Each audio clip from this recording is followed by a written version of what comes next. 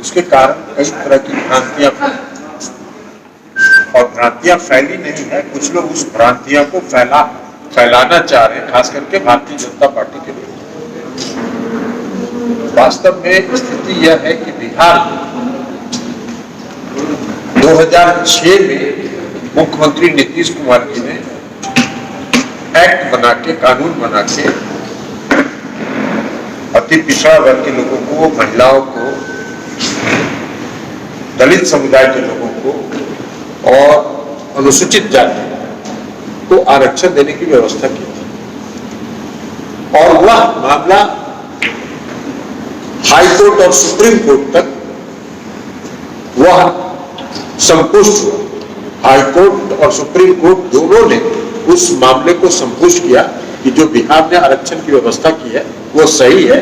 और उसके बाद से आज तक लगातार उसी एक्ट के तहत चुनाव हो रहा है और इस बार भी जो चुनाव हो रहा था उसी एक्ट के तहत हो रहा है। कोई नई बात है ही नहीं बिहार में, कोई परिस्थिति में कोई परिवर्तन नहीं हुआ है। लेकिन कुछ भारतीय जनता पार्टी के नेताओं का हमने बयान देखा कि सुप्रीम कोर्ट ने कहा था आयोग बना के, आयोग बनाइए, और इसलिए आयोग नहीं बनाने के कारण ये बात। अब बुद्धि कहीं बाजार में उधार मिलता है कि बिकता है कि उनको दे दिया जाए। अरे आयोग बनाने की बात सुप्रीम कोर्ट ने कही है महाराष्ट्र के मामले, और महाराष्ट्र में जो चुनाव हो रहा था नागपुर का और वाशिम का, उस मामले में मामला सुप्रीम कोर्ट में गया और सुप्रीम कोर्ट ने यह कहा कि चूंकि कई जिले ऐसे महाराष्ट्र के जहां अनुसूचित जाति जनजाति की आबादी अधिक है, तो सुप्रीम कोर्ट ने कहा कि एक आयोग बनाइए और आयोग बना के एनालिसिस कीजिए और उस एनालिसिस के आधार पर 50% के अंदर आरक्षण की व्यवस्था लागू की। यह भी बात आई सुप्रीम कोर्ट के सामने कि भाई बिना जातीय जनगणना के आंकड़ा उपलब्धि नहीं है, तो जब आंकड़ा ही उपलब्ध नहीं है तो एनालिसिस कैसे हो? ये महाराष्ट्र के मामले में हम बात बता। और तब भारत सरकार ने सुप्रीम कोर्ट में हलफनामा दायर किया और कहा कि हम जातीय जनगणना नहीं कराएंगे। और इसलिए हम लोग शुरू से यह मांग करते रहे हैं कि पूरे देश में जातीय जनगणना होनी चाहिए। भारत सरकार ने इसको अस्वीकार कर दिया, नहीं माना। और तब बिहार की सरकार ने यहां अपना निर्णय लेके जातीय गणना कराने का फैसला किया। इसलिए एनालिसिस करने की बात जो भारतीय जनता पार्टी के नेता कर रहे हैं और आयोग बनाने की बात कर रहे हैं, उससे बिहार के एक्ट का कोई लेना देना नहीं। बिहार का एक्ट 2006 और 2007 का, 2006 में पंचायती राज व्यवस्था में आरक्षण दिया गया, 2007 में नगर निकाय में आरक्षण दिया और तब से आज तक लगातार उसी पर चुनाव हो रहा है। तो इसलिए ये बात करना, ये आरक्षण विरोधी एक्ट है, क्योंकि आयोग जैसे ही बिहार में आप बनाइएगा, चुनाव तो हो रहा है 2006 से 2007 से आज तक चुनाव हो रहा है, आप आयोग बनाने की बात करके आरक्षण को उलझाना चाहते हैं। आपकी नीयत है, आप आरक्षण, भारतीय जनता पार्टी आरक्षण विरोधी है। कुछ दिन पहले आप लोगों ने देखा था अनुसूचित जाति जनजाति के आरक्षण के खिलाफ आरएसएस के प्रमुख मोहन भागवत जी ने क्या कहा?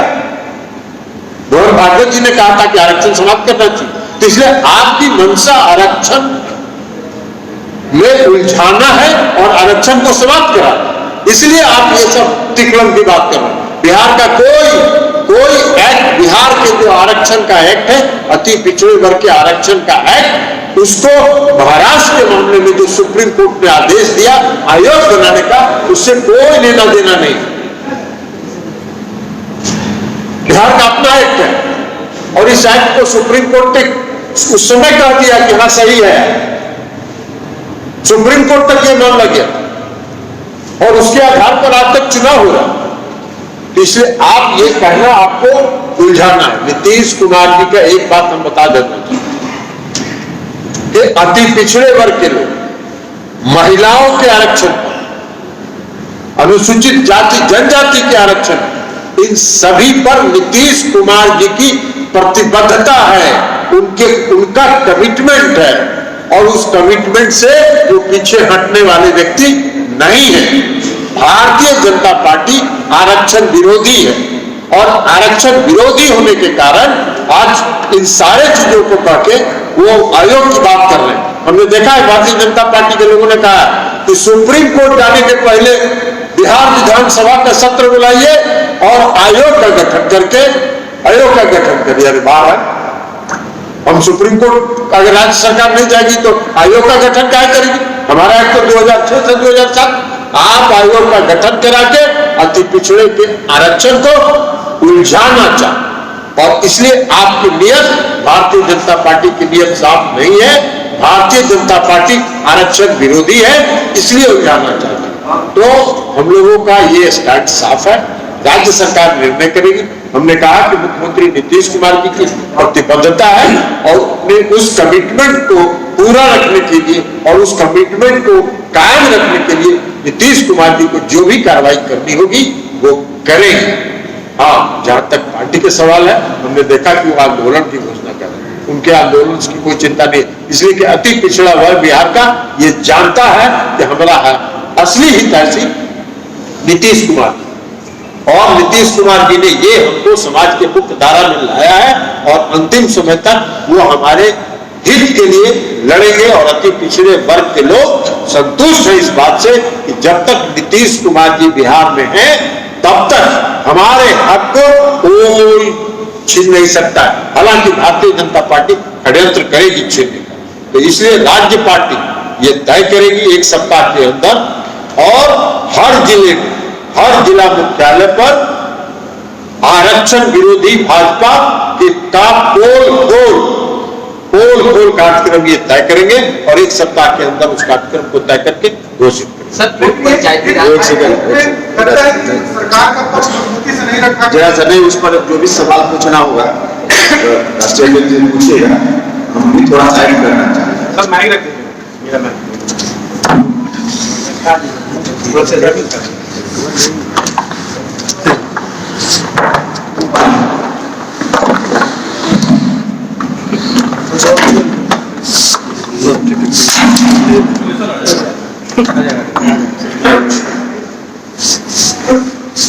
देखिए, भारतीय जनता पार्टी का 2 चेहरा है। एक चेहरा जिसकी चर्चा राष्ट्रीय अध्यक्ष जी ने की, आरक्षण विरोधी चेहरा, जिसको अंदर छुपाए रखते हैं और बाहर लोगों के बीच दूसरा चेहरा लाते हैं, और कोशिश करते हैं कि लोग उनके बाहर वाले चेहरे पर भरोसा कर लें। जोर जोर से बोलते हैं कि आरक्षण के हम समर्थक हैं। अभी जो कुछ भी परिस्थिति बनी, चुनाव की प्रक्रिया चल रही थी, कुछ ही दिनों के बाद मतदान होना था, जिस कारण से यह मामला उलझा उसके कारणों में जरा जाइए। जो पेटिशनर है इस केस का, जरा आप लोग अपने स्रोत से भी पता कीजिएगा कि कौन पेटिशनर है, किसके पेटिशन के कारण कोर्ट ने इस तरह का निर्णय दिया। आपको पता चल जाएगा कि भारतीय जनता पार्टी का क्या लिंक है उससे। आज रुका है रिजर्वेशन, इसके लिए सबसे ज्यादा सेलिब्रेट कौन कर रहा है? आप बीजेपी नेताओं के घर में व्यक्तिगत रूप से जाइए तो पता चल जाएगा कि आज कौन सेलिब्रेट कर रहा है इस बात को लेकर। हिटलर जिस तरह से कहता था कि किसी एक झूठ को 100 बार बोलो तो सच दिखेगा, इसी थ्योरी पर बीजेपी के लोग चलते हैं। बार बार किसी बात को, झूठ को भी इतनी बार बोलो कि लोग सच समझने लगे। लेकिन मुगालते में है लोग, बिहार के लोग और देश के लोग अब उनके झूठ में नहीं आने वाले।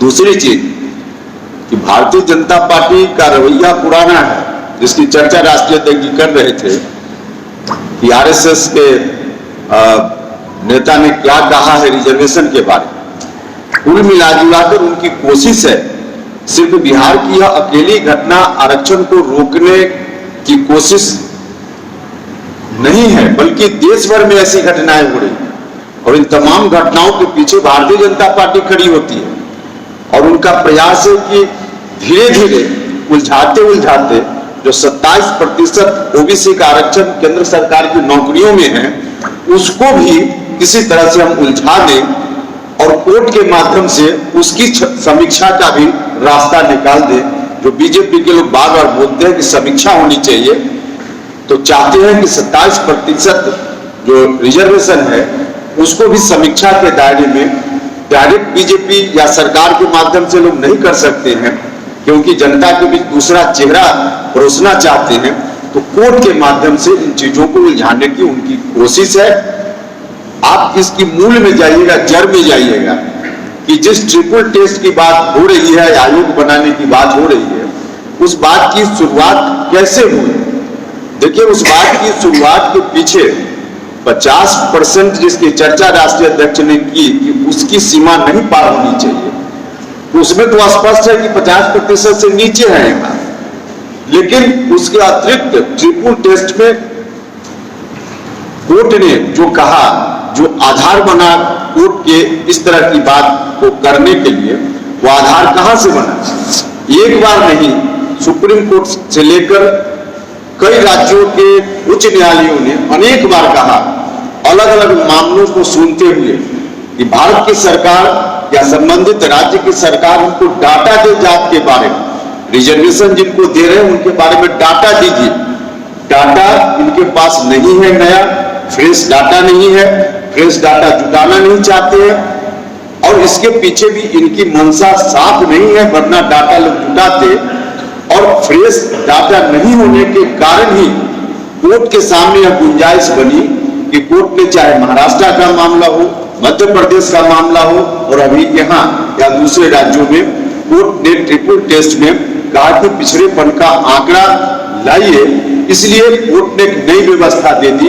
अगर इन लोगों ने आंकड़ा दे दिया होता, सेंसस 10 साल पर होता है हमारे यहाँ, उस सेंसस के साथ जात की गिनती भी कराते रहते, तो कोई अलग से आंकड़ा जुटाने के लिए कोई कमीशन की जरूरत ही नहीं पड़ती। तो इन लोगों ने जो रवैया अपनाया है, उस रवैया के चलते कोर्ट में ऐसी स्थिति बनी है और इन लोगों की कोशिश वही है कि सारे मामलों को जो रिजर्वेशन से संबंधित है, अंततः 27% रिजर्वेशन को भी हम उलझा दें, तो यह इनकी कोशिश है। लेकिन ध्यान रखें, भाजपा के लोग, बिहार में अभी जो चुनाव रुका है, बिल्कुल नीतीश कुमार जी का कमिटमेंट है, जब तक रिजर्वेशन ठीक से फिर नहीं आएगा तब तक चुनाव नहीं होगा। अति पिछड़ा भाइयों के रिजर्वेशन को सुनिश्चित किए बिना बिहार में चुनाव नहीं होगा। राज्य सरकार को कानूनी तरीके से जो भी कदम उठाना होगा राज्य की सरकार उठाएगी, लेकिन बिना अति पिछड़ों के रिजर्वेशन या जिन वर्गों के लिए रिजर्वेशन बिहार की सरकार ने, नीतीश कुमार जी ने दिया है, उनके रिजर्वेशन के बिना कोई चुनाव नहीं होगा, रिजर्वेशन के साथ ही चुनाव होगा। खुद पंचायती राज मंत्री सम्राट चौधरी ने कहा कि महाराष्ट्र मध्य प्रदेश सुप्रीम कोर्ट ने आयोग की बात कही थी, उसके बाद सरकार में जब हम लोग थे तो हम लोगों ने अनुशंसा की बात की थी। मुख्यमंत्री ने स्पष्ट रूप से सीधा कहा कि हम आयोग गठित नहीं करेंगे और उसी का आज नतीजा हुआ कि सही बात कहा था मुख्यमंत्री जी ने। आयोग की जरूरत क्या थी? बिहार में तो 2006 से और 2007 से कानून बना हुआ है, जो कानून सुप्रीम कोर्ट तक उस पर मुहर लगा चुका है। तो यहां आयोग बनाने, और यहां तो 50% से कम आरक्षण। आयोग बनाने की बात तो सुप्रीम कोर्ट ने उन राज्यों के लिए कहा, और खास करके एक राज्य के बारे में, महाराष्ट्र के, कि उसका एनालिसिस। तो जब वो ये कहते हैं और जब वो ये कहते हैं कि हम लोगों ने प्रयास किया, इसका मतलब है कि वो उलझाना चाहते थे उसी समय से। वो आरक्षण विरोधी है, भारतीय जनता पार्टी आरक्षण विरोधी है, इसलिए इस पूरे आरक्षण को उस आयोग में और एनालिसिस में उलझाना चाहती है। एनालिसिस की जरूरत क्या है? आयोग की कोई जरूरत नहीं, एनालिसिस की जरूरत नहीं है, तो आयोग की क्या जरूरत? भाजपा ये चीज बात, लेकिन हाईकोर्ट की तरफ से जो लिखने आया तो क्या उसमें सरकार के द्वारा पक्ष नहीं रखा गया? उनका सारे तथ्यों को हाईकोर्ट के सामने रखा गया। पूरी तैयारी क्या आपने आगे आप लोग सुप्रीम कोर्ट जा रहे हैं क्या? ये तो राज्य सरकार तय करेगी ना। अभी राज्य सरकार की तरफ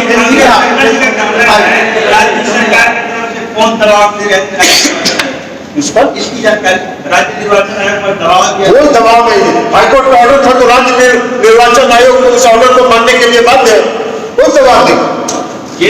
ये सब उन लोगों का उद्भवन कहानी।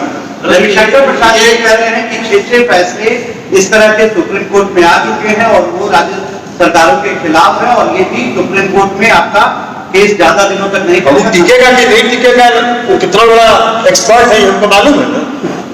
ये वो तो अभी कुछ दिन पहले देखे थे कि वो अमित शाह जी को डिफेंड कर रहे थे, कह रहे थे कि वो आर्मी का हवाई अड्डा है। अरे भाई, हम ये सब लोग को सवाल कहाँ पूछ रहे थे?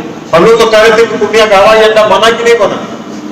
तो होम वर्क वो नहीं करते हैं और इसलिए आजकल उनको भारतीय जनता पार्टी तो सुशील मोदी भी कह रही है कि नीतीश कुमार की जीत का यह परिणाम है। नीतीश कुमार की जीत का यह परिणाम सुशील मोदी कर रहे हैं। किशोर जी ने कहा है कि मुख्यमंत्री से हाल में मुलाकात के दौरान उन्होंने जदयू को लीड करने का उनसे आग्रह किया। यार उस पर है ही नहीं। आज हम सवाल बात कर रहे हैं रिजर्वेशन नगर निकाय के सर इसी मुद्दे पर सर इसी नगर निकाय के चुनाव पर बात। सर इसी मुद्दे पर सुशील मोदी कह रहे हैं कि नीतीश कुमार की जीत का यह परिणाम है जो सभी भोग रहे हैं। नीतीश कुमार जी की जीत का परिणाम नहीं है। नीतीश कुमार जी का अति पिछड़ों के प्रति जो कमिटमेंट है, उनकी जो प्रतिबद्धता है उनके आरक्षण की, कोई ये लोग थे क्या? कहाँ थे जो जिनकी चर्चा आप कर रहे थे? ये जब नीतीश कुमार जी ने 2006 और 2007 में जब कानून बनाया था पंचायतों में आरक्षण का और नगर निकाय में, ये कहा थे? इसे क्या? भाजपा सर एक ही चीज बार बार पूछ रही कि आखिर आयोग का गठन क्यों नहीं होना चाहिए? आयोग का गठन करने की जरूरत क्या है? यहां तो 50% से कम आरक्षण है और ये जो कानून यहां बना हुआ है एक्ट, उस एक्ट पर सुप्रीम कोर्ट की मुहर लगी हुई है।